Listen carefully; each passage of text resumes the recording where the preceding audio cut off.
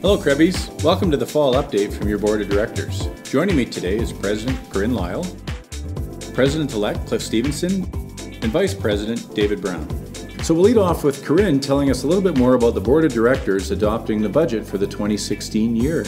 Yeah, we just approved a balanced budget with no due fees increases for this coming year. So very exciting. This is not an easy feat considering the financial pressures of what's happening in our economy right now. And after a lot of hard work and number crunching by AFR, which is our Audit, Finance and Risk Committee, and our management team, we'll be able to hold the line without any reduction in services. And in fact, we're even planning some enhancement in services for our members. So I'm sure there'll be some great stuff they'll love. Yeah, it's awesome. Yeah, it is a lot of work doing the budget. This is the annual time of year where this has to get approved. Like any year, we work hard at making sure we cover every angle and dig under every rock to save where we can and make sure we're getting the most out of everything we invest on behalf of the members. So Cliff, one of the other things the board dealt with at this meeting was the new volunteer and leadership pages that are ready for launch on CREB. Yeah, it was great. So we got a sneak peek at a new volunteer portal. The portal includes access to positions that are available for volunteers to apply for. Also provides some information on the time commitment involved with some of these volunteer opportunities. And for those people that have had some volunteer experience in the past, it's a resource to go in there and check on your board builder points as well. In addition to that, we got to have a sneak peek at the leadership portal, which is another great resource for members, especially those looking to develop further leadership skills.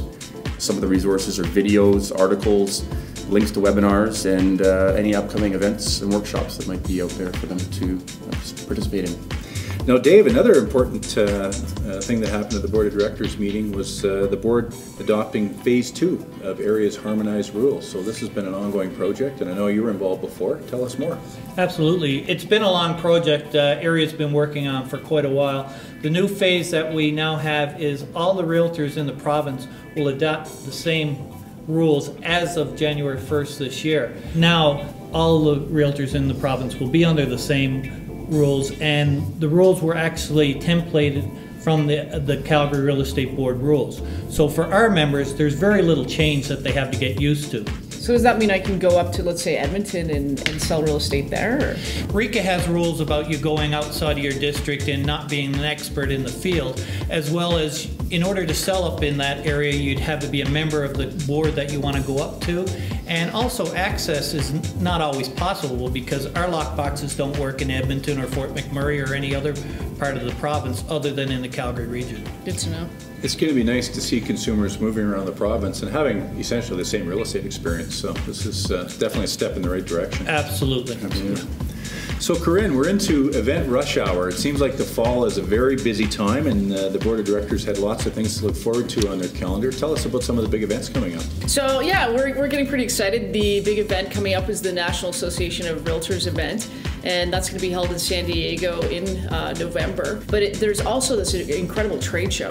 Hundreds of vendors are there, and so you get to see the latest technology and apps and all sorts of things that are new to our industry. So you get that experience as well. Another upcoming event that's quite important on the calendar is the CREB election. We've made a couple of changes. This year we've changed the time frame to 2 weeks for voting. We've also made the change to display the voting results after the election for a period of 48 hours. Great. But getting access to the voting is quite easy. It's online. There will be a button from our main page that will take you to the voting. So it's an important process. Give it some thought. Make your votes and be a part of the process. So that concludes our updates today. Thanks guys for the great conversation, and again members, if you have any questions or concerns, suggestions, reach out to any one of us anytime, and thank you for watching. Go Blue Jays!